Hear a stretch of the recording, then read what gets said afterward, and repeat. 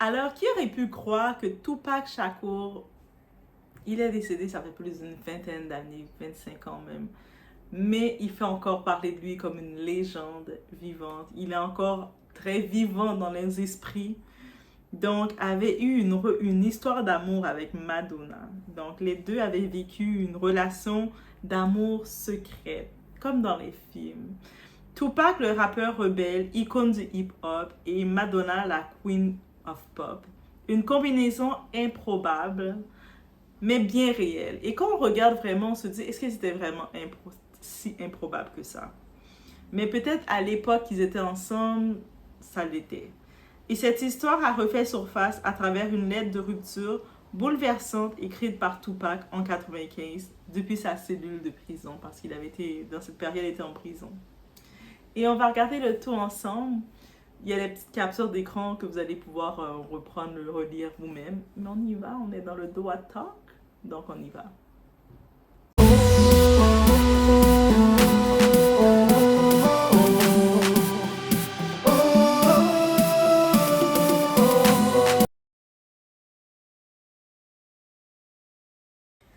Donc, Tupac, le charmeur de son époque. Il faut se rappeler que Tupac n'était pas seulement un rappeur, c'était un charmeur, un intellectuel, un poète. Derrière l'image de gangster, il y avait un homme sensible, passionné, capable de séduire même la star la plus puissante du monde de la pop, Madonna.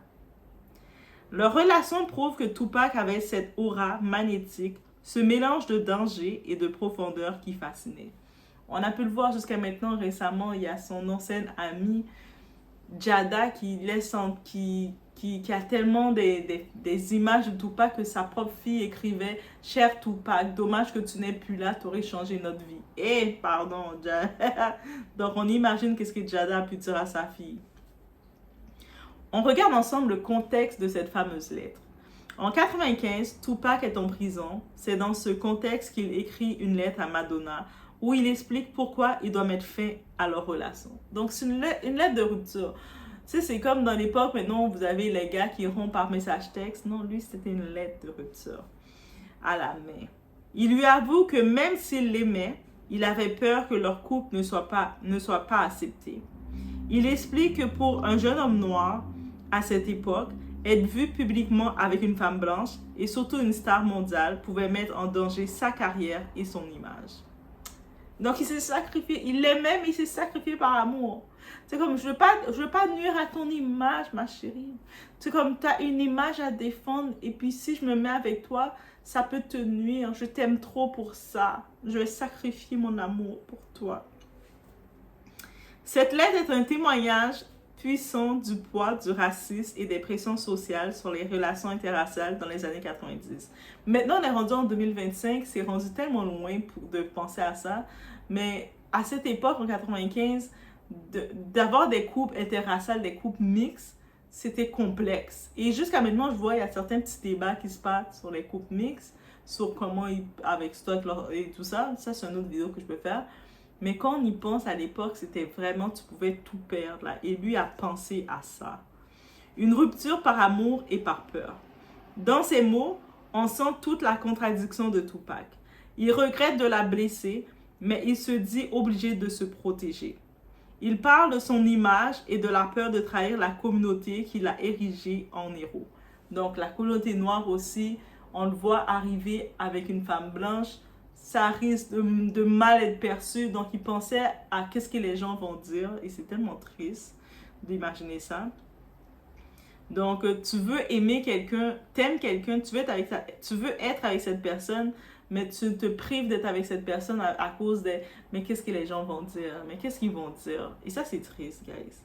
Il reconnaît avoir réagi avec colère à certaines déclarations de Madonna dans les médias. Donc, sûrement dans le moment, en 95, dans cette époque-là, regardez pour voir, peut-être 95, 94, les entrevues de Madonna ou les déclarations. Elle a probablement, à cette époque, elle était en cœur brisé parce qu'elle venait de se faire larguer. Donc, j'imagine qu'elle a dit des choses que j'ai pas besoin des hommes, les hommes sont des ci, sont des ça, mais finalement, on commence à se dire 95, c'était peut-être de l'époque que Madonna, dans cette période, elle pensait à lui. Et j'imagine qu'ils ont fait un long moment ensemble. Mm.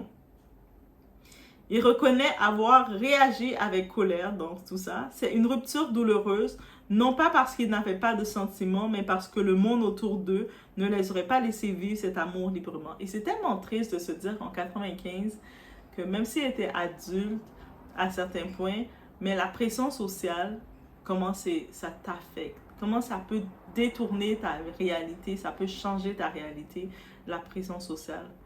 Donc, toi, tu veux aimer, tu ne peux pas, comme à cause de la pression sociale, tu te retrouves conditionné que tu ne peux pas aimer qui tu veux à cause des que dira-t-on. Et on a fait des pas, on a évolué avec le temps, on est rendu en 2025, mais est-ce qu'on a réellement évolué? Parce que même encore, il y a la pression sociale. Des fois, il y a les proches, la famille, les parents qui vont dire, qui vont essayer de mettre une pression, tu ne peux pas être avec telle personne à cause de. Donc, il y a la pression qui reste et ça, c'est réel, guys. Donc, oui, on peut imaginer la douleur dans cette rupture avec ça, de cette séparation d'eux-mêmes. Le message caché de Tupac dans cette lettre. La lettre révèle aussi un Tupac profondément lucide. Il met en garde Madonna contre les dangers de l'industrie. Donc, il était très visionnaire, Tupac. On a pu le voir, il y a beaucoup d'autres personnalités qui laissaient parler de Tupac. C'était un visionnaire. Il lui demande d'être prudente. Il évoque même ses propres blessures après avoir été victime d'une fusillade. Donc, c'était donc sa première fusillade, je pense, mais il y a eu des blessures, il a évoqué ça. Ce n'est pas seulement une lettre de rupture, c'est une lettre d'homme qui veut protéger une femme qu'il respecte. Donc, avec Madonna, il y avait de l'amour, mais il y avait le respect. Il pense, il y a la pression d'autour, des engagements qu'ils peuvent avoir, que, tu sais, la communauté noire ne vont pas accepter qu'un homme noir est avec une femme blanche. Maintenant, c'est rendu que c'est accepté, autant qu'on voit les femmes noires qui sont avec des hommes noirs, mais dans l'époque de lui, l'image qu'il représentait, c'était une pression qu'il n'était pas en mesure de faire. Et puis aussi, elle est quand même une star interne. Elle était déjà à son niveau, à son épopée. Elle était au sommet.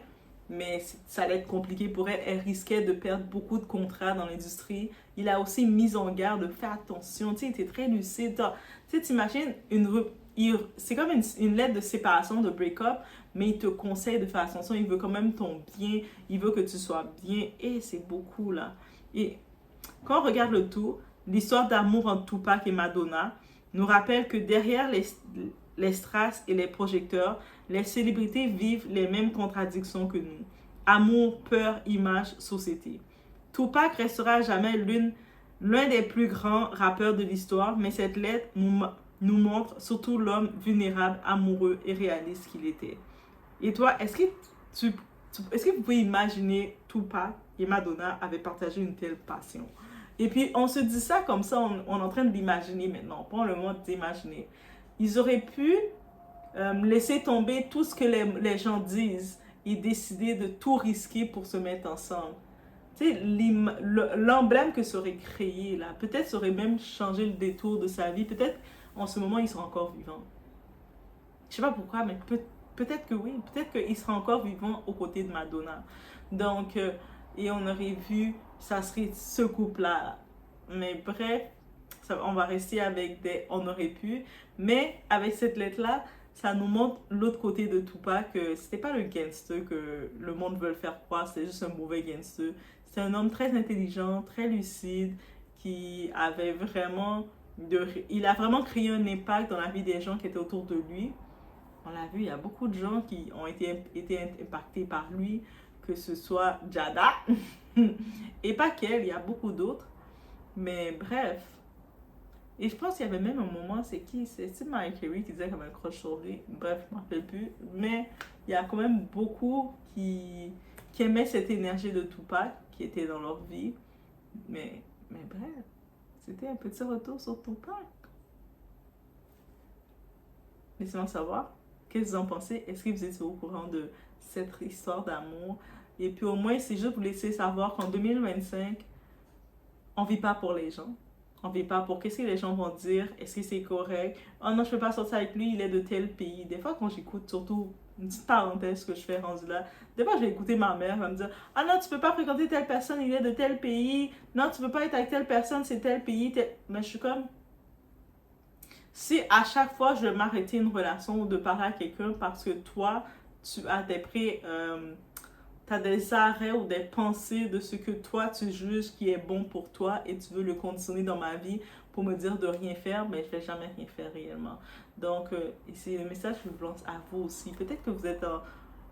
tu sais, votre cœur est quelque part, mais vous empêchez d'aller dans cet endroit-là. Vous avez des restrictions à cause que vous dites, mais qu'est-ce que les gens vont dire? Comment les gens vont le percevoir? Mais peu importe comment les gens le perçoivent, c'est comment toi tu te perçois qui compte. Ok? Je vous laisse sur ce. On se voit au prochain.